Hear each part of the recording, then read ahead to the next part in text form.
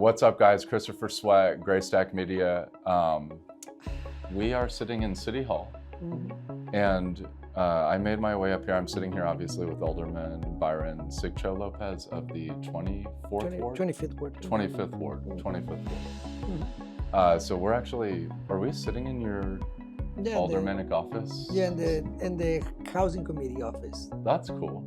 This is the housing and real estate office, and this is where we're trying to make the city the most affordable, safest city in our country. Okay. Well, I'm glad to be sitting here with you. Absolutely. And this is funny because a lot of big events have been happening, maybe not funny events, but serious ones. Me and you were actually planning to sit down on Saturday morning at your Pilsen office, I believe. And I texted you to confirm, and maybe we could start there because the whole city saw a lot of things that happened on Saturday, but you were there and I was there at different points. So maybe we could just start with what happened on Saturday from your perspective. So, and thank you very much for not only covering what happened Saturday, but continue to be a real source of information. It's important to have all the facts there because there's a lot of propaganda out there. Sure. And there's a lot of misinformation that doesn't help us to really dissect and really empower our community to fight this with fact and to do it in a real way. Sure. In Saturday, it was clear that Bobino and his mercenaries have come back after Thursday. When they tried to come to our community once again, they found a very well-organized, well-informed community. Yep. Trump and his cronies have been complaining about Chicago and how well-organized and well-informed we are.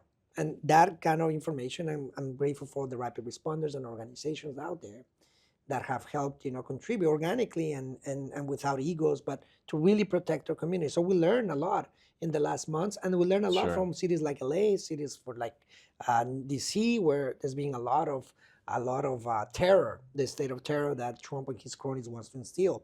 So when Saturday came, we knew that, when we got a call that I was just, as I was kind of mentioning to you, was dropping off my kids from language school at 9 a.m. So between 9 and 15, or almost 9:20, we start getting the first, or 9:15, first text and the rapid response messages that there was ICE presence. Okay. Of course, we learned, we get a hint from the FBI headquarters, there's a convoy of 40 cars. Okay.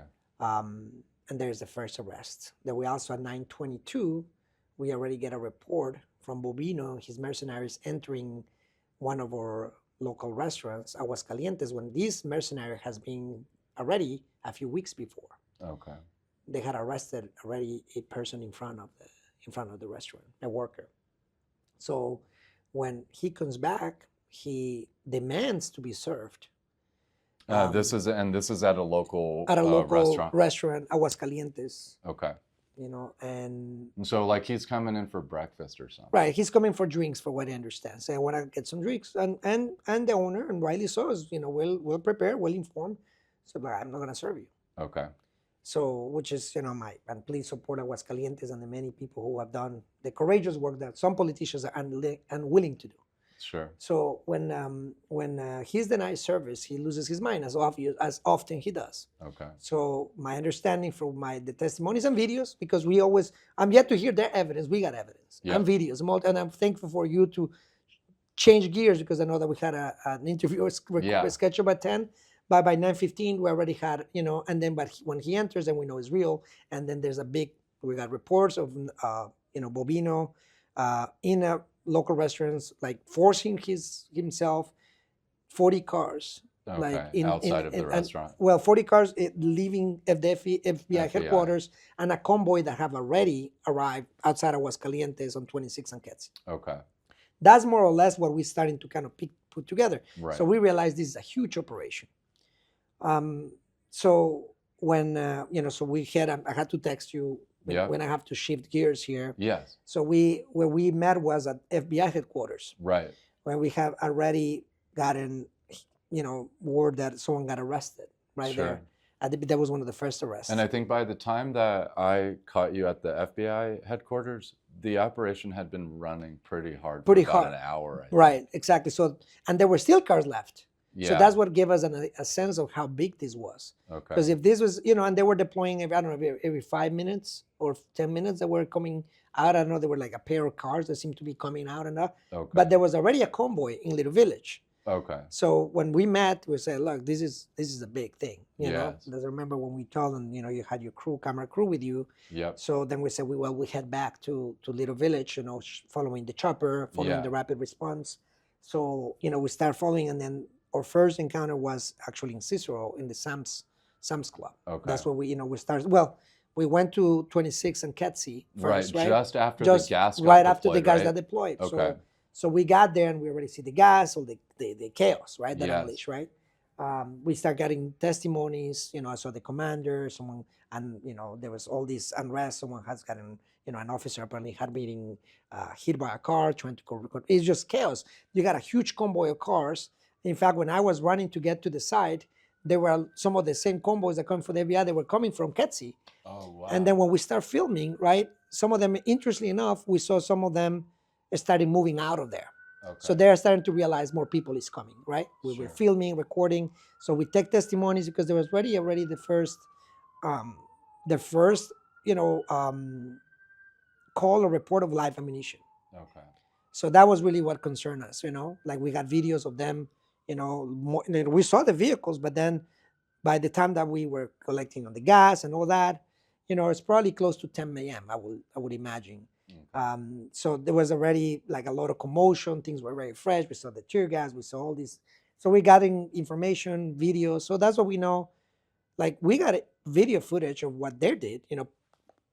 Masked men coming, to just the mission to terrorize the whole neighborhood. Sure. They have just entered a restaurant without warrant, raided place because they were denied service. I mean, Sure. These are mercenaries.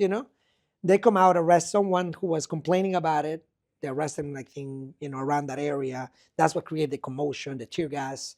And then they start going around. There was another incident by Costner, I believe, where they arrested some. That's where they used the tear gas on the 1-year-old little. Sorry, that was in Cicero. But that's when the people were starting to report. There's a lot of, like, these people are creating chaos everywhere. So there's a large convoy creating chaos all over the place. So remember the rapid response, people thought it was so much chaos that someone said, like, no, I think this delay is just from before. That's when you know how damaging this was. They came to terrorize us. The mission, and you can see in their eyes and the hate, the tear gas. So it was everywhere, right? So people, I remember an elected official was like, "Oh, I think this delay is like, I'm here." They're everywhere. Yeah. They're everywhere. Literally, they are here on 26th and Kedzie. They're over there on Costner, and there are also reports on Cicero. They're everywhere. Mobilize everyone. Well, and I think the Home Depot and the Costco. Yes. Home Depot and Sam's Club. Sam's Club, yes. Okay. Yes. And we tried to track like about 5 of what we would call flashpoints. Yes. Where like either there was some type of kinetic activity where ICE initiated one of their non-lethal, I don't know what the right term is, systems. Yeah. Or they threw gas. Yes. And then we would see like clusters of really community members. I don't know if the word protester is right. No, I think there are people, like I said, it's a lot of people in the local neighborhood. In the local that neighborhood. were standing on the street, Absolutely. wondering what's going on. That's right. Restaurant owners, I noticed, were handing out water and just trying to help people chill because it really was hurting people's emotions. Absolutely. I mean, that's what I mean. Like some people thought it was this delay. The reports are coming. The reports were coming from all the different areas, right? So you're right. So then the rapid response activate so like this big activate everybody. Yep. So quickly, people start leaving, coming, we put it out there, we start recording, and then it was being recording since 9:30 that we got to the neighborhood, right? Headquarters by 9:30, 9:45, 10 a.m. So things keep happening so quickly.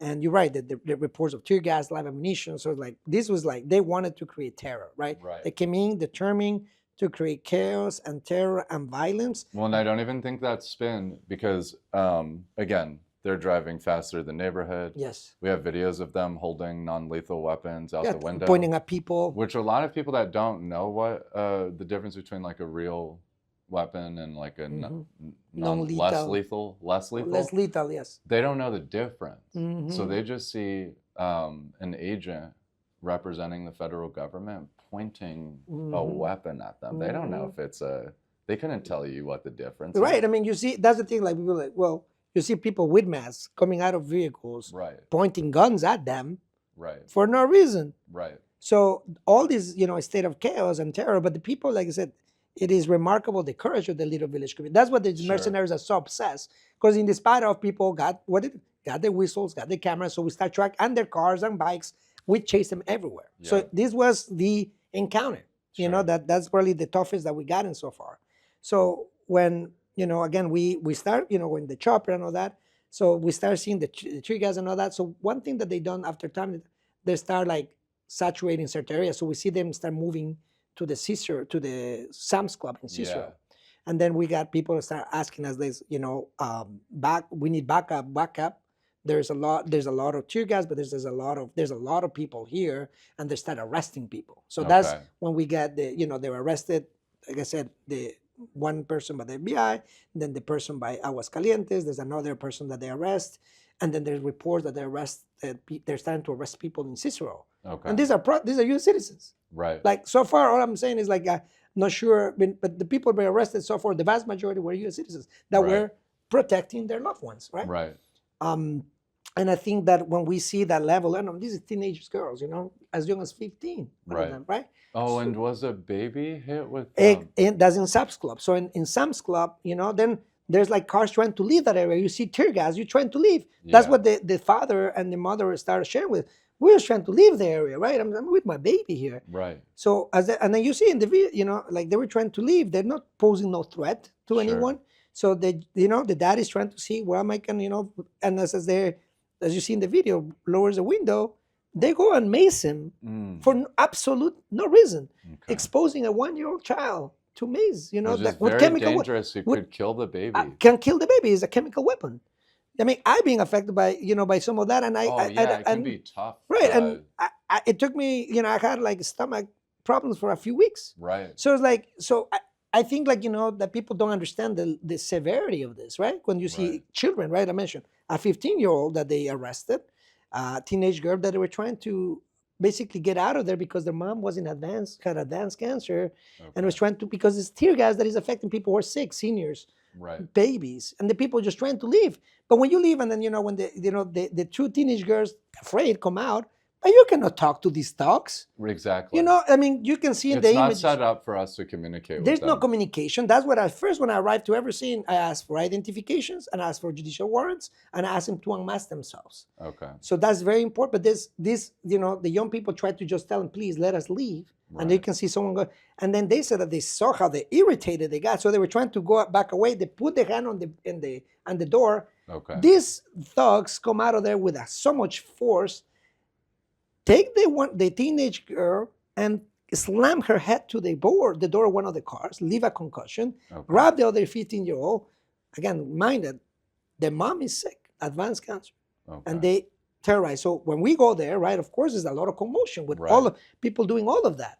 So when we arrive there, we see people getting arrested, all of that, again, tear gas and all this chaos, right? Babies, minors, but they came to do that. Sure. That's what they came to do. So To this is disrupt the community. to disrupt the community, to racial profile, because in Right. Sam's Club in particular, we got to boycott them because they have allowed racial profiling. These people come to their lots and ask, are you a citizen or you're not? Okay. Because you look brown. Right. So that is the kind of stuff that is shameful in many regards. But the level of violence that they deployed on people is Right. important for people to know, right? Right. So all of this happening, and then we see the chopper going to a different direction. Right. And this was the Chicago police chopper, I believe. Not this was their chopper because that's where we went. There was I think the police chopper maybe at some point. Okay. But this one was their chopper. So we see all of a sudden moving. Okay. So we see the level of chaos. But when we look at the chopper and the rapid response, so we see they're going back to Little Village. Okay. Or there's something so going that on. was a federal. That was a federal chopper, yes. Mm. Because I saw it in 23rd and Sawyer. Okay. Yes. So And, that's okay, where. Let's zoom in then. So 23rd and Sawyer became what I would call the largest flashpoint, where basically ICE was doing something, and you'll speak to this, and then I would say like 120 Chicago PD showed up.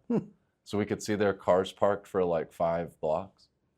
And then there was maybe 50 community members, 100. Yeah, but the time that because you arrived probably a little bit after me, right? Yeah, exactly. So because I got there, when I got there was not that many people because Okay. like we noticed the chopper, so we see like something going on there, and I don't know what the intention was. So something happened, right, that moved the chopper, right? Okay.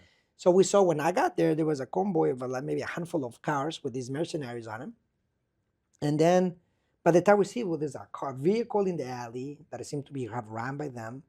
And we're at 23rd and 23rd Sawyer. and Sawyer. And by the time that we arrive, right, so start, like, and we always record, we always had our cameras and whistles, so whistles and also people alert. So they were there, and the loud, and the whistles are getting louder, louder, so more people start showing up. Okay. So by the time that we got there, I asked immediately, I want to talk to Bolino. Okay. Where is he? And obviously he's here, he's the one creating all this chaos. Right. So nobody identified themselves, so I keep insisting. I want to talk to whoever's in charge. He's never in charge. I mean, the only person that reported is Trump, obviously the dictator in chief. Right. But it was clear that it was chaotic scene, very chaotic scene. But as we know, as we get closer, one of the things that was like really heartbreaking as a father, it was that there was an 11-year-old child pinned to the fence with neighbors trying to protect her. Okay. And that's what really created all the unrest. So Okay. they were trying to ask information to this 11-year-old child and trying to grab her. Okay. So ICE was? ICE was. Okay. So when we go there, it was like, hey, they're not gonna take no babies. Especially when we know that these are sexual predators and pedophiles. That's who they are. Sure. So it's like, we're not taking no babies from us today. I just want to be clear what created the unrest. Because Okay. none of the political puppets talk about this, Okay. Because like they want to justify the shameful actions of the Chicago Police Department. Right. But as I told the commanders, like, what would you do if you have an 11-year-old child that these mercenaries protecting pedophiles will do? Okay. So that's what, and I was on site. So this is what triggered Chicago PD to get on the ground. Right. So by the time I get there, Chicago PD again has like 80 cars down 5 blocks. Yeah. And then I get there, and this is the scene that I see. Again, maybe 50 community members, and it felt like maybe like 100 cops, Chicago PD. And then everyone was aware that there was some kind of ICE intervention going on. And so when I got there, the police were moving people closer to the 23rd and Sawyer intersection. Do you remember that kind of moment when they started moving people closer to the intersection?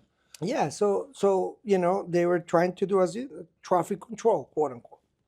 Yeah, but traffic control, but they have like 12 streets blocked off. Right, and then there's and they're moving average people. Right, and crowd control, right? Right. Which again, and we will continue, and as I said it publicly, that we will, will demand an investigation for a violation or sanctuary city laws that prohibit any kind of coordination between the Chicago Police Department and ICE. Now, I just want to say this clearly to the national security community and all of my people in law enforcement and the military.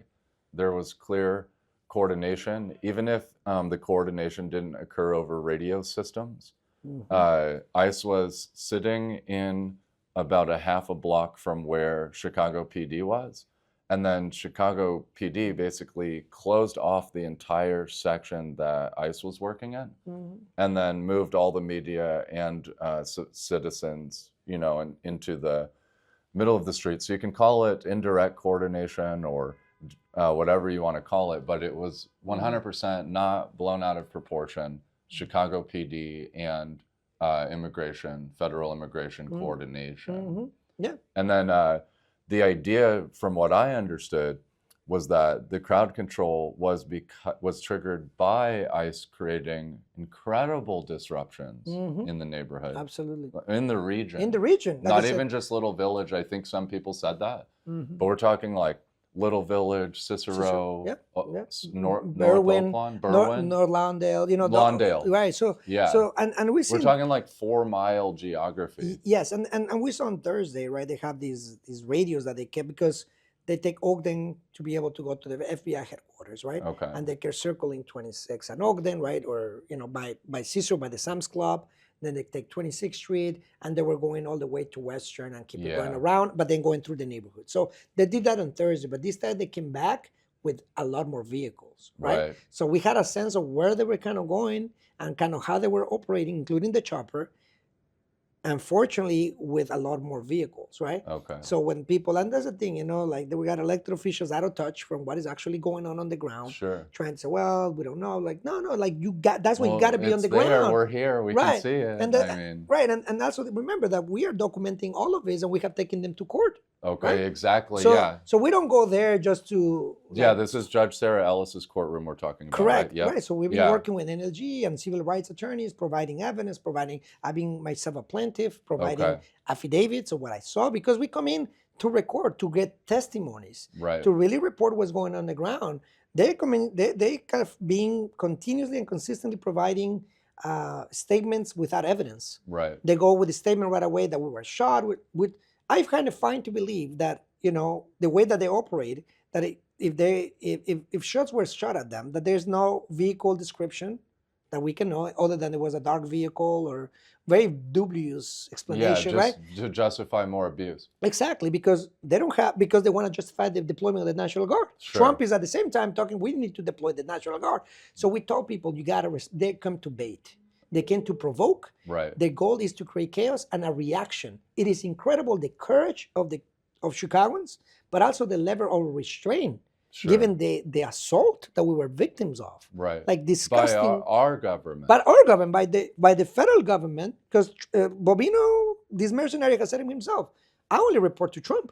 That's what he says. And he actually doesn't. And he But doesn't. it's funny that he says that. But There's it's- like 3 people between him and Christie known. Precisely. So clearly you don't respect the Constitution. That's why I don't refer to mercenaries, to the people who are following the Constitution.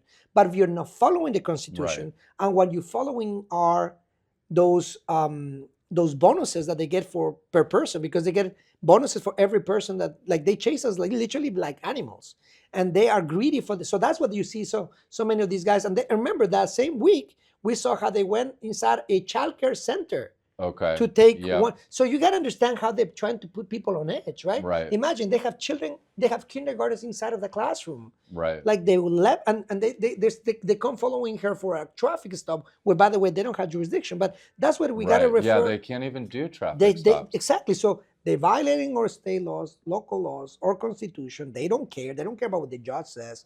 Tear gas, don't use tear gas, they do it. Don't come without warrants, they do it. Identify themselves, they don't do it, right?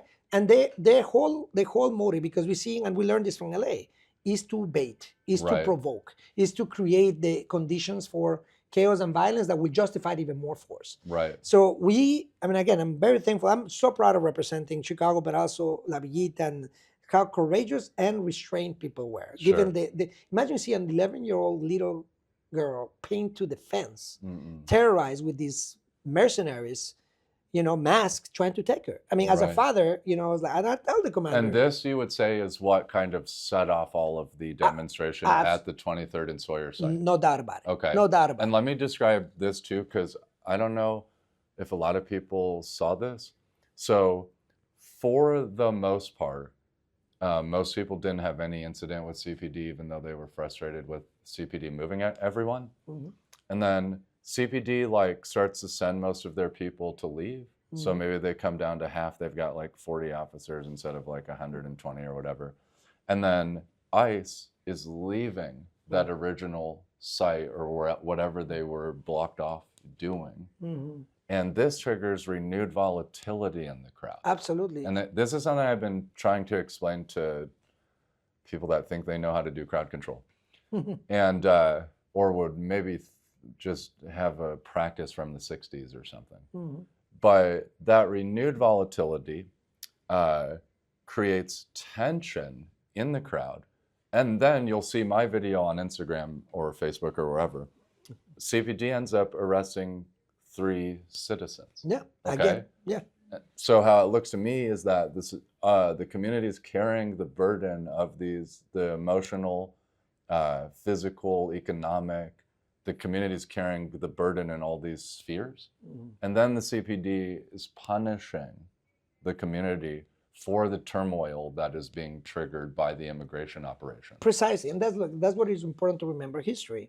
The first progressive black mayor that his city had was Mayor Washington. Sure. That was fighting Reagan in the 80s. So they know how these mercenaries work. They know. So I am very thankful for that coalition of Mayor Washington, Rudy Lozano, and all the great leaders, that have come throughout, like Karen Lewis, that came later to empower our communities, and to remain committed to be a sanctuary city that respects or constitutional, but also human rights. Sure. So when you see that exactly what you described, they come to provoke, to escalate. Imagine a community already on edge. They have Right. just come on Thursday.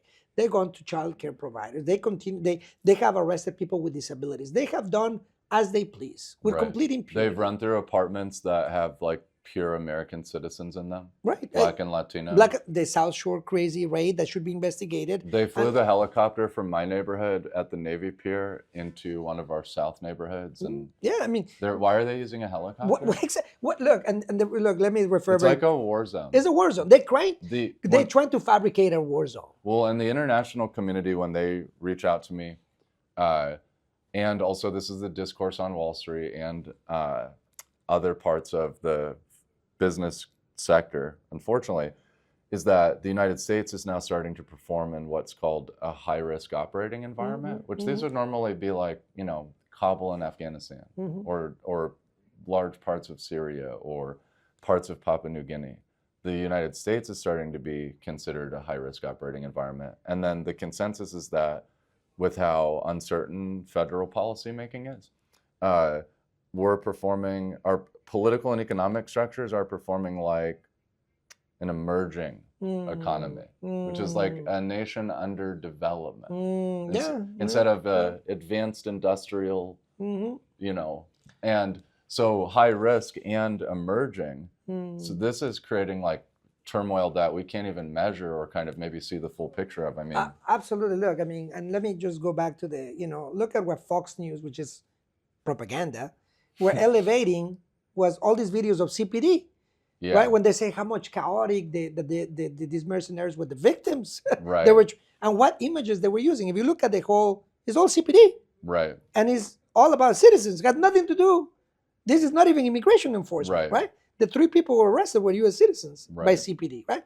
So, and then the other 7 people that they arrested throughout the day were also U.S. citizens, and maybe I don't know. They tried to snatch people in between, maybe a few people. But the vast majority of people that they arrested, and that's been probably the case as things have advanced and more. And this is why I really commend, as a father, as a Chicagoan, I commend Chicago, because U.S. citizens can put themselves on the line to protect their neighbors. Exactly. And that's remarkable. Teenage girls, high school students in the discount mall. That was what happened. That created so much commotion. Right. And I have had the honor and the privilege to meet with the security guards that was just the week before, that they tried to enter the discount mall to try to do what they did in the Soprano in back of the arts. Okay. Had the chopper, had like a whole convoy of 10 cars plus a big band.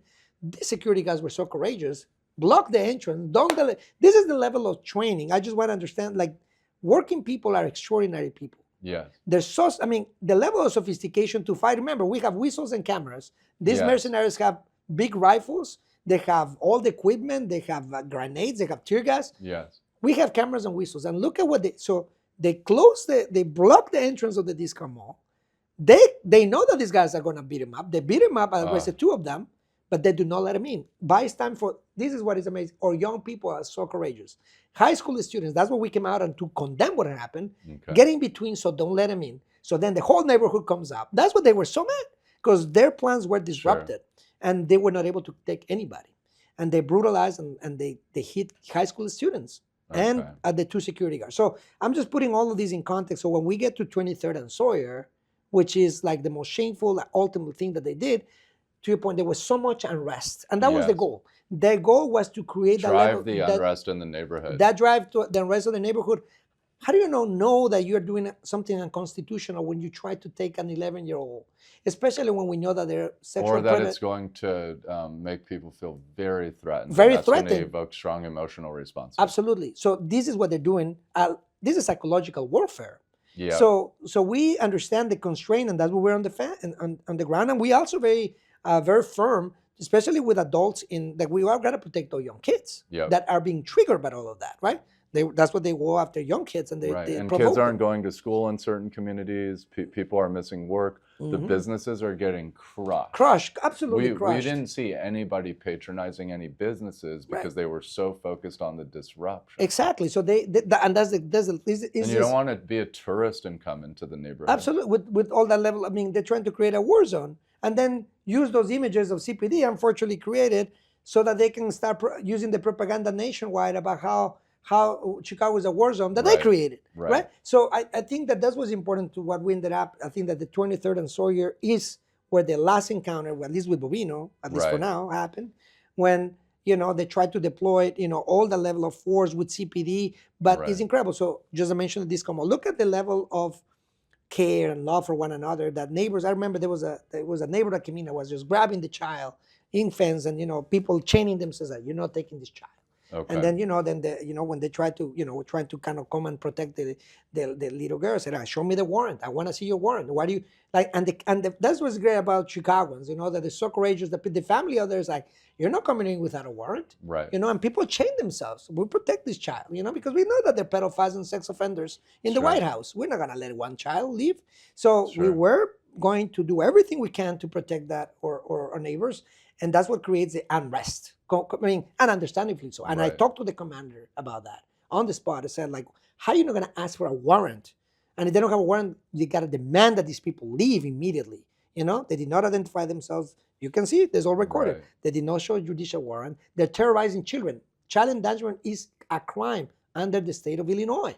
So they're stepping on our, and we have passed resolutions in the city council prohibiting child endangerment. Okay. Also because we know that these are pedophiles, Nazi pedophiles, that don't see our kids as human beings. So we weren't clear who we needed to protect. What was clear, and what was unclear is who the CPD was protecting and why they're violating our sanctuary city laws, right? So that's again, we will continue to investigate. But what is current, let's go back to the thing that you were mentioning about the level of unrest, and look at what they're doing to our economy. Just this last month, I think the month before he lost 34,000 jobs. This last month, 54,000 jobs.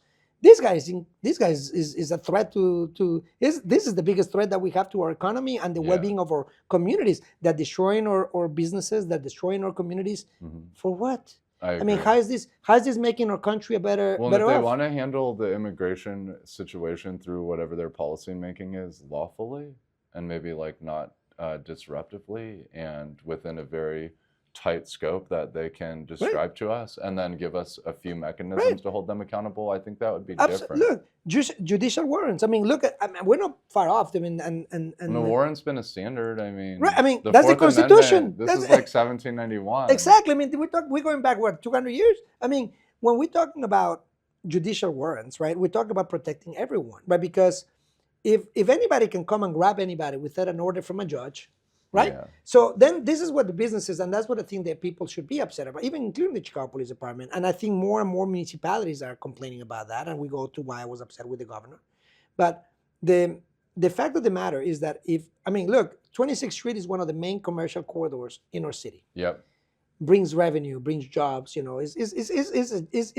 a pearl that we're all proud of. Yeah. How a business, when have a mercenary coming in without a warrant and says, I'm going to raid you just because I want to, and then you cannot even call anybody. Yeah. Let's say this guy gets triggered and arrests the owner of the restaurant. Right. Wouldn't be important that we follow the Constitution, and when we call or emergency lines, that at the very minimum, because this is what the interference is the interference that sometimes they give you an excuse, well, we cannot interfere. Well, but you're okay interfering 23rd and Sawyer, right? But to protect them, not us.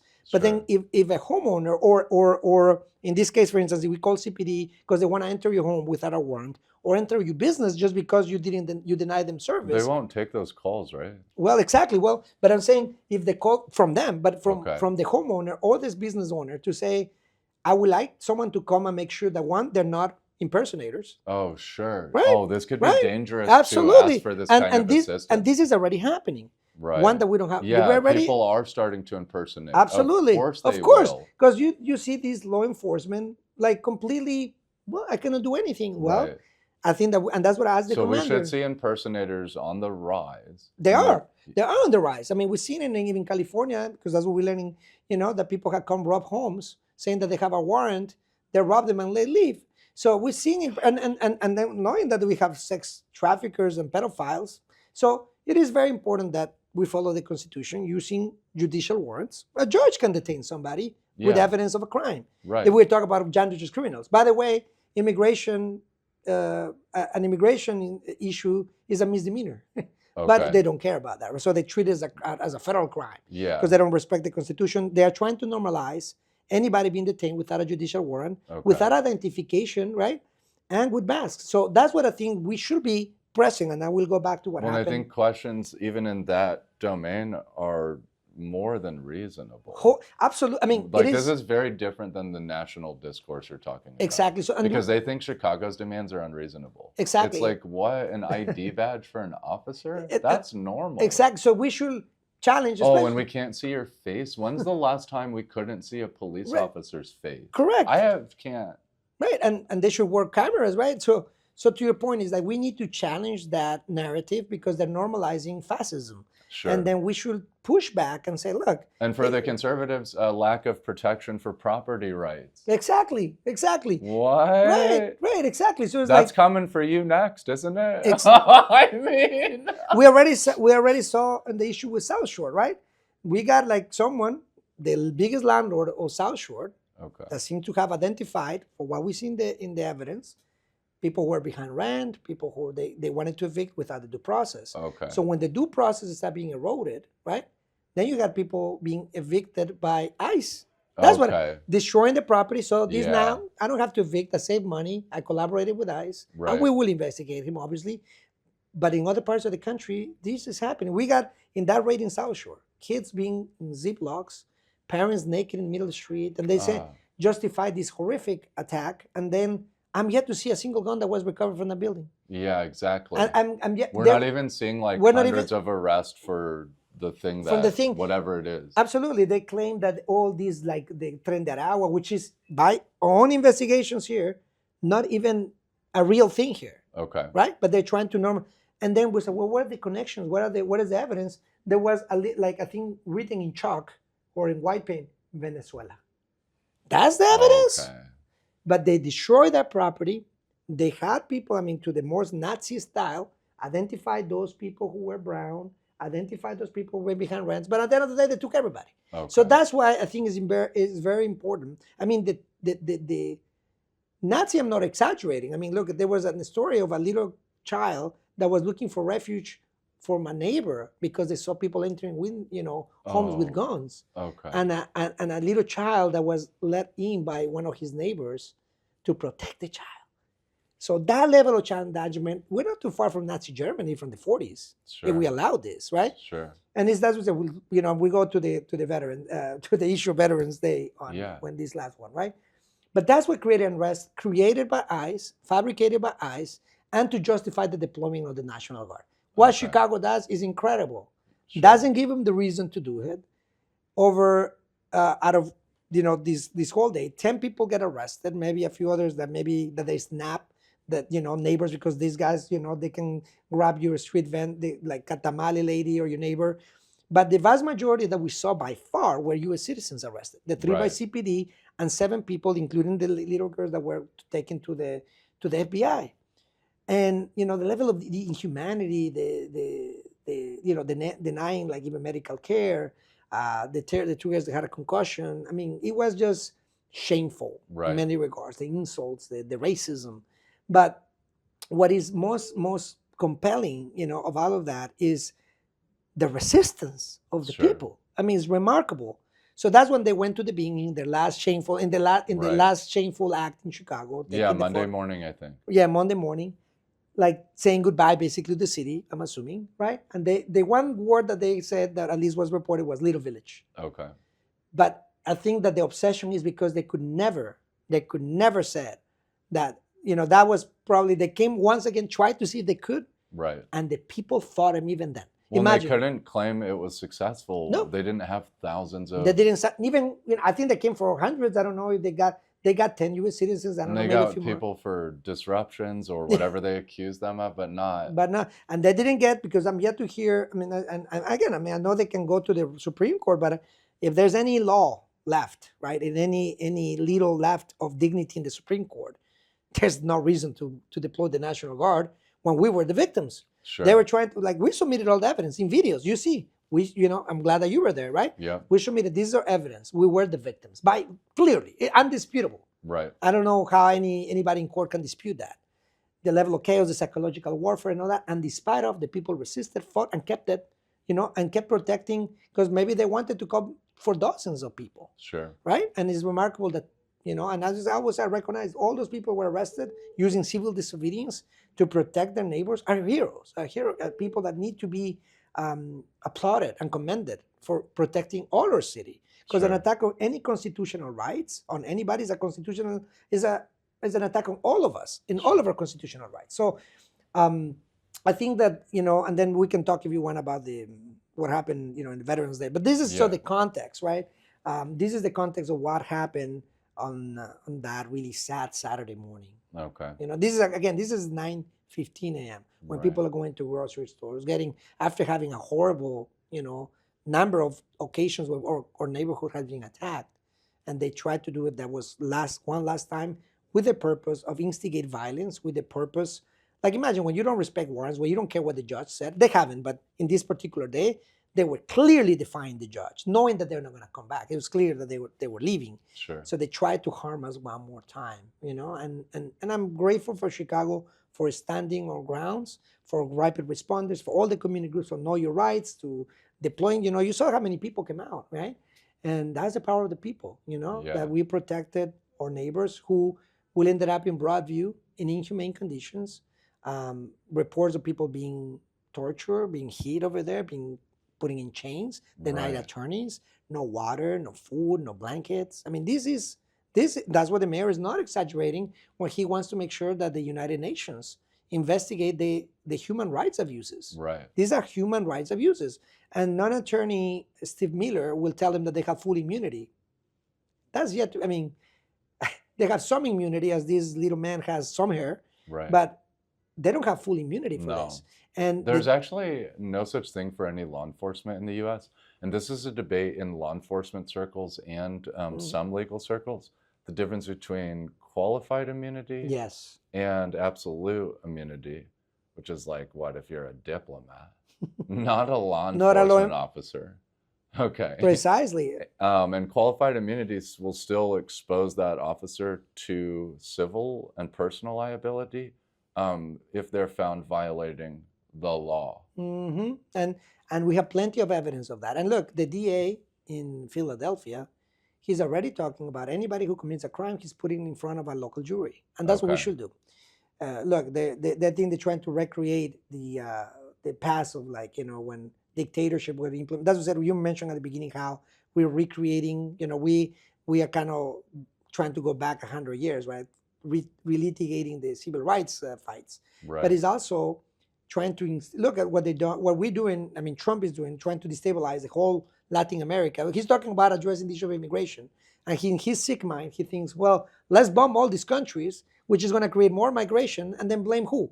Because like this Nazi, what he does is always blame other people, right? Right. It's his fault. He's all incompetence and cruelty. But I have two more things to talk with you about, and I know that we're going to run out of time. So check this out, okay? Okay. So that was Saturday. There's a lot that happened. I'm glad that everyone will be able to listen to this, and they'll get a good scope, and they'll be able to look at all the videos. Now, Tuesday. Yes. Which is yesterday. Veterans Day. Okay. And thank you to all the veterans for their service. Yeah, thank you to all the veterans for their service. Tuesday, the way the news headline picks it up. Alderman Byron Sigcho-Lopez confronts Governor of Illinois, J.B. Pritzker. So that's some headlines. Mm-hmm. And then other headlines, maybe more local, would be like Alderman Michael Rodriguez of the 22nd Ward. 22nd Ward. I don't know, gets into a scuffle with Alderman Byron Sigcho-Lopez, right? These are the headlines yesterday, okay? So maybe you could just tell me what happened. I didn't even watch videos. I saw only very short clips. Yes. So there's, you see, but that's the media that elevates and criminalizes brown and black people, right? Including elected officials, right? Sure. Almost I assaulted. In fact, one of the aldermen, Alderman Conway, in a show tried to say that I basically assaulted the governor. I said, excuse me, sir, like that never happened. Nobody touched him. The only people got assaulted were my constituents, right? Okay. Throughout the whole Midwest blitz and when since Trump started. But it's easy to that's the thing, the dehumanization and criminalization of immigrants and black and brown communities have been normalized for way too long, Sure. right? Immigrants now, like, we don't even have any rights now, right? That's what they're chasing us like animals, right? That's what they're doing. So it is very important for us, to be able. I mean, look, Governor Pritzker is an elected official. He's the governor. He's a public servant. I'm a public servant. I just described for I don't know how long, but long description of all the context. Just from Saturday. Just from Saturday. We're not even talking about the months. We're not talking about the months. We're not talking about the black young man who got choked after a traffic issue in the West Side. Okay. I mean, there's so many things to talk about, right? And affects a lot of our communities. Not only, this is not an immigrant issue only. This is an obsession to try to destroy cities like Chicago because what we represent. We represent diversity. We represent a very, we are a global city and we're proud of. And that hates, for a Nazi, of course, like Trump, that's just unfortunately something that he just sees as a threat. Sure. So it's obsession. And then, in all of that, when I think at the time, in this Tuesday, we already heard in multiple reports that Bobino was leaving Chicago. Right. He's going to continue to face a lot of legal issues because those will continue. As you mentioned, they don't have, full immunity. Right. They will be persecuted civilly, especially after, and I will predict that with these Epstein files coming up and the damning evidence that is coming up, that there should be an indictment of Trump and start going after all of them. I mean, Steve Bannon already said it. If we keep losing all these issues, we're all going to go to jail. So they know that they committed crimes, right? Wow. But I mean, this is Bannon saying this. This is Bannon saying that himself. I'm not even saying it. So I'm just repeating what he said. Yeah. So they know they committed crimes, right? So the Supreme Court has an obligation to respect the Constitution, right? And and we should hold them to it. And I think that those Epstein files, I mean, I heard today Trump was panicking. That's the word, panicking about this, right? Trying to stop the vote. Congress and the Senate have the responsibility because Chicago has held him accountable in court. And we'll continue to do that. And defending ourselves with whistles and cameras and our bodies when politicians were looking the other way. So when Pritzker comes to Little Village, after all, he's barely come to the community. Right.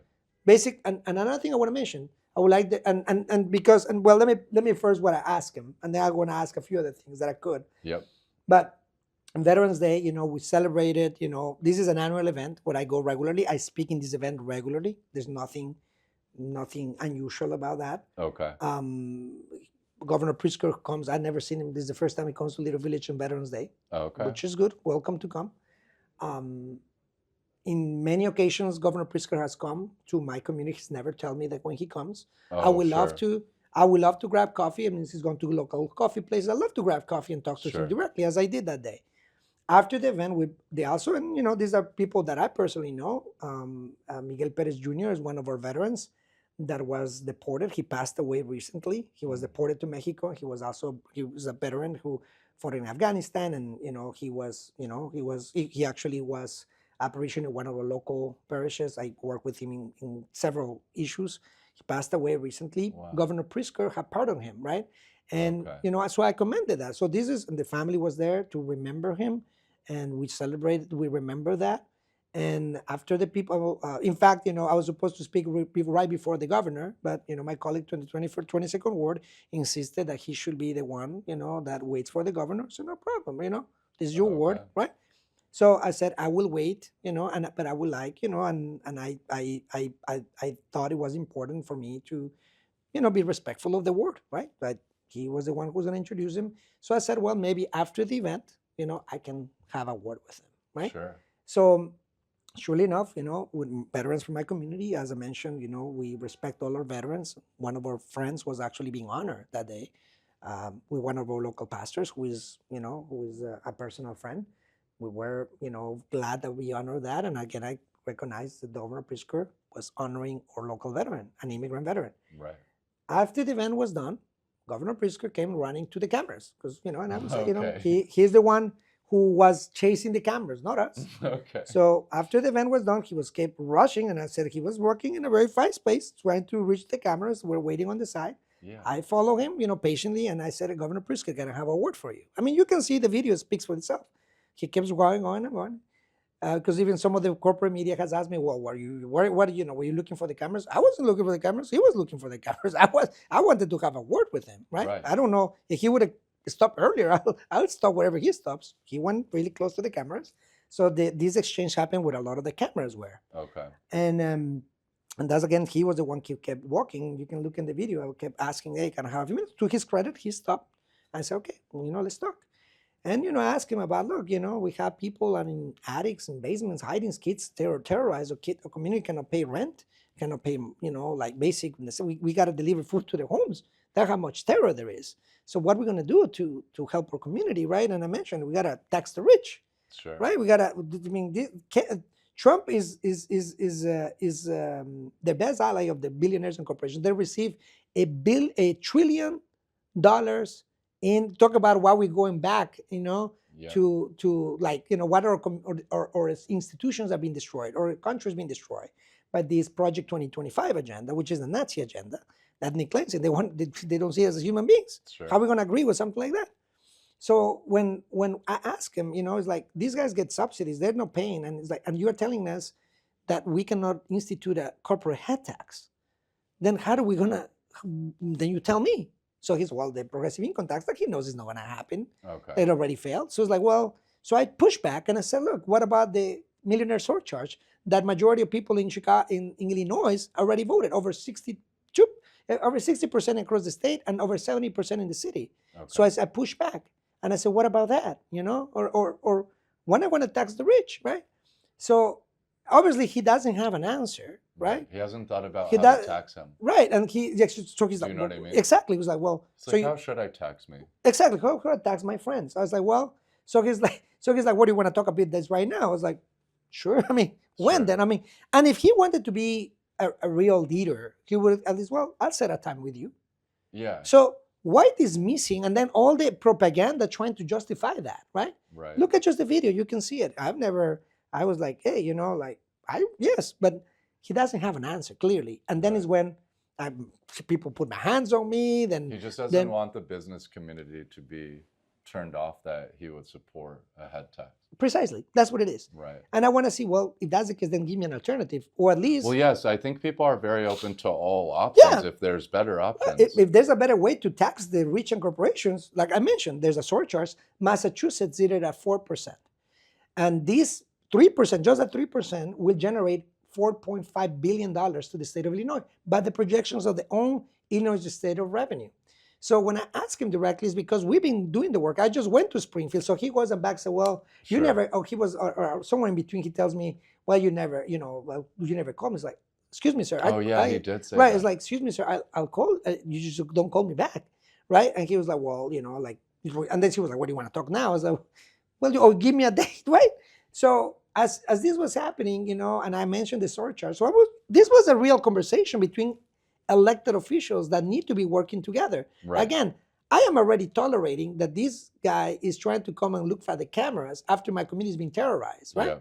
But I'm not even, so of course I'm being firm when I talk to him, right? And I'm talking, and they say, well, I yell at him. I was very firm with and they're confusing my commitment and my strong position on things with, like, he was talking to me. I didn't seem like, I don't think he looked threatened. I think he knows politics. He knows politics. He knows it can get emotional. Exactly, and especially after all what I described.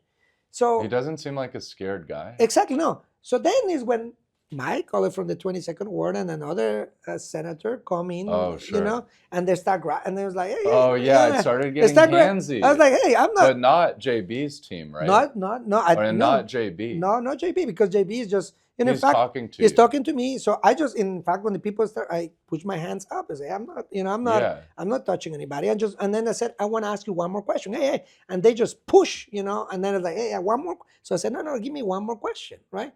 How is like that you have time for the cameras? Like, there's no agenda. I mean, they were waiting there. And you don't have an extra minute to take one more question unless you don't have the answer, right? So it was clear because the other question was about the state police and how they're being arresting and escalating violence in our city, Okay. right? In Broadview in particular, in Right. Broadview. Because how can we have... Because this is the guy that says that he's defending Illinois from Trump when I actually think he's getting muscled by Trump, by the way, okay? Exactly. And then the state police work at his behest, right? The governor controls the state police. And he says, go to the ground and we'll protect you. And then the state police is like one of the most brutal forces who first showed up at the Broadview facility on the day that Kristi Noem was in town. We saw each other that day and we were covering it. And then we noticed like, wow, the state police is being super militant about this. And again, it goes against what he had been signaling in public. Exactly. Which, by the way, again, Pritzker's getting mauled by Donald Trump, if anybody has any questions. And I will elaborate on that. Which we prefer differently, but exactly. I will, and that's what even when he walked in our first time, like, hey, I told Governor, let's fight, but let's fight for real, right? So I told him early on that. So yeah, we love to have, a joint, united front to fight these fascists. But how can you say that you're fighting for constitutional rights and then you implement protest-free zones from 9 to 6? So I guess the constitutional rights are only from 9 to 6. Right. And then the rest they've squeezed the zone down. And then the zone. Disorderly conduct is standing on a cement block in public space. I mean, I've seen so many people stand on structures downtown, and the police are there, and Chicago PD doesn't. Exactly. And also, we have more people in the city that, like, people may not know. Broadview is a very small town, like 20 miles out from where we're sitting. Their law enforcement agency is maybe like 30 officers. It's a small town. It's a small town. So, and everybody wants them out of there. All the neighbors want them out. Everybody wants them out. But they're forcing and they're playing this, and then the state police is collaborating. Again, another violation of the Trust Act. This one's clear. It is clear. Just as clear as Chicago PD on Saturday with ICE. Absolutely. And then ICE was in the command structure with the state police, like, for example, at the Nome. Yes. And then who is standing outside of Broadview ICE Detention Center every day? Exactly. It's the state state police. And look at how, to my opinion, was so distasteful when we saw Kristi Noem and Bobino on the like directing, and whatever, buzzing the crowd with drones. And then you see the state police doing their dirty work. Yeah. So it's like, so that's what. So, state police spilled coffee on this shirt, I think. Oh. Because I got to the scene without getting aware of what was going on. And I didn't realize state police was moving the crowd back. Small crowd, like, maybe that crowd peaked at like 150 or 200 people, maybe. And state police was like, you need to move. And I was like, whoa, where am I now? And then Broadview police was like, go that way. And then I look at state police and I was like, hey, Broadview's telling me to go that way. And state police pushed me. And again, maybe I'm just lucky. This is the only time I've been touched on the ground, but we'll see how long that lasts. But the state police pushed me back when they could have just, So what happens when these agencies coordinate is they don't communicate well because they're trying to overcome all the regulation that restricts how they communicate. And then they kind of pit us in the middle. Exactly. And this is what happened on Saturday. That's exactly. So I had every right to ask him about it. Yeah, right? Sure. So it's a fair question. It's a fair question, right? And we don't live in Springfield. We're all here. Your constituents are here. Exactly. So when I then all of a sudden I start touching, I was like, don't. So Mike and Mike Rodriguez gets all agitated.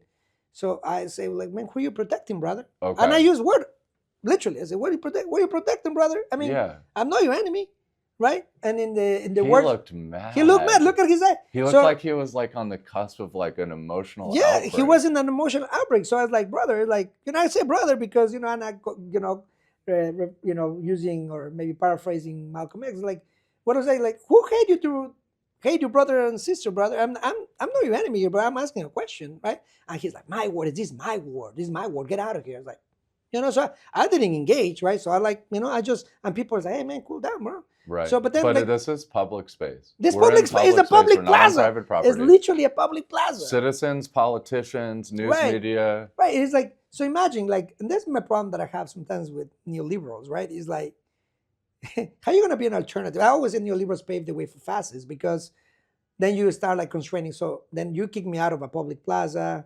This other guy tells me that constitutional rights only from 9 to 5. Yeah. And I cannot even ask a question now. So you just look like the other guy. So Sure. like, so how are we going to be a viable alternative, right? So I'm Yeah. like, so again, but look at how the media has spin that as like we are, because I'm a democratic socialist. Then I'm all of a sudden I'm the aggressor. Okay. The person questioning, the person asking, and look at I'm because I've been provoked, I've been as an organizer, so I know like I know that there are cameras, I know that there are people here, and I'm just coming to ask a question as my representative, and I have promised my constituents, by the way, that I Sure. was going to ask that question, because Sure. people have asked, well, how are you going to how are we going to feed people? How are we going to pay rent? So who do I talk to? I talk to the mayor, and when Right. CPD makes them, I will condemn the CPD, and I will, and the same thing I went to ask the governor. Right. And the governor could just clarify and his they- policy. right. I mean, Exactly. everyone wants to know. Exactly. Everybody wants to know. So I came in here because my constituents asked me to do that. And I'm the Okay. elected official, and he's a public servant. But I think, when it gets blurry is because who we represent. I'm clearly representing my constituents and working people. And it was becoming evident that he, as a billionaire, he represents those corporations that he doesn't want to tax and those millionaires that he doesn't want to tax. Sure. And when it gets muddy like that, at the very minimum, if he wants to, have a conversation separately, he could have said, hey, look, like, here's my chief of staff, let's set up a meeting and talk about this, because Yeah. I respect those concerns. So he showed no respect, right, for someone like me who represent an immigrant community. So how are we going to really work and build this big tent that we claim Right. when we cannot even ask questions? So, but the other thing, like I'm going to say, so this is what actually happened, right? And, I continue, maybe Alderman Rodriguez and Senator Villanueva didn't hear what I was talking about, right? Initially, Maybe it didn't, So it could have been loud. It could have been loud, and I disengaged, because I'm not gonna make it about them and us. I'm not gonna get into the media is between these brown communities, or that's what they wanna portray, right? Yeah. So it's just a classic old school, right? Pitch people against each other. And Have you ever had a disagreement with that older before? I mean, we do, but not like I have never had that kind. I mean, we have. But it's not like a Floyd Mayweather and Conor McGregor or something, exactly, right? Like there's no ongoing like. No. I mean, we have disagreements, like, and I always On mention policy on policy and all that, but I never, I don't see. Look, I was like, I don't. Working people are my brothers, sisters, and siblings, right? And I always said the only class that is destroying our country is the billionaire class. That's the only Sure. people destroying. Which, Elon Musk at the top. Everyone across the whole political spectrum agrees with this. Agrees. Exactly. So I'm not saying anything that people don't agree with. That Yeah. oligarchs, and especially Elon Musk, those are the people like the Nazis, literally. Elon Musk is someone who believes in apartheid. He's a Nazi who dehumanized people and just getting richer and richer.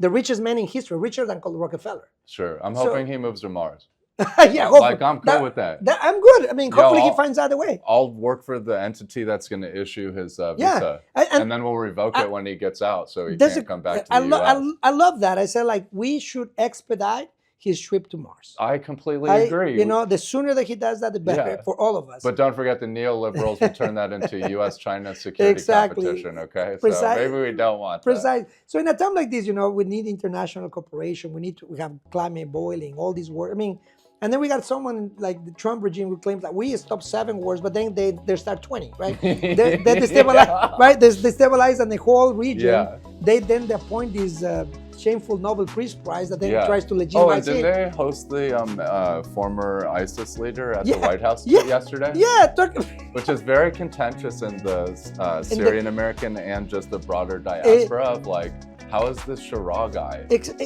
I mean, it's invited to the White House? right, exactly. I mean, especially for this who calls everybody a terrorist. Anybody Do who you know that Shara introduced suicide bombing as a dimension of the Syrian civil war? That suicide bombing was not an attack style in Syria until Shara trained militants on how to implement that tactic. And he was in the White House just a day ago. But Wow. okay, it's been amazing to sit down with you. I've seen Byron out a lot in the community, in different neighborhoods around the city that in his ward. You guys obviously know we cover protest and different types of unrest. ICE has become the most pressing issue in Chicago. That's how we run into each other on Saturday instead of our interview. So thank you for making time to sit down, Byron. Absolutely. Cool. Thank you. Awesome. All right.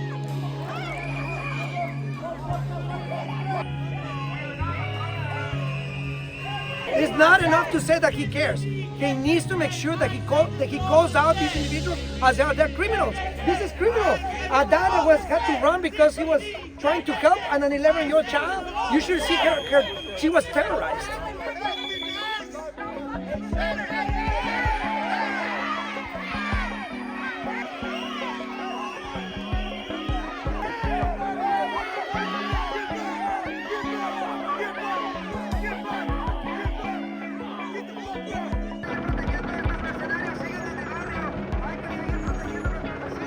años que estos mercenarios estaban tratando de llevarse. 11 años, aterrorizada.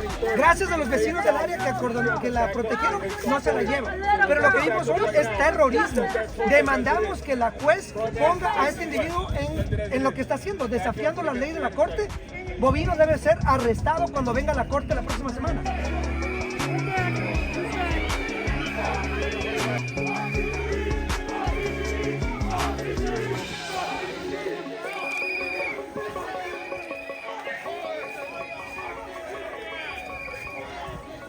Black up, fuck your mom, nigga.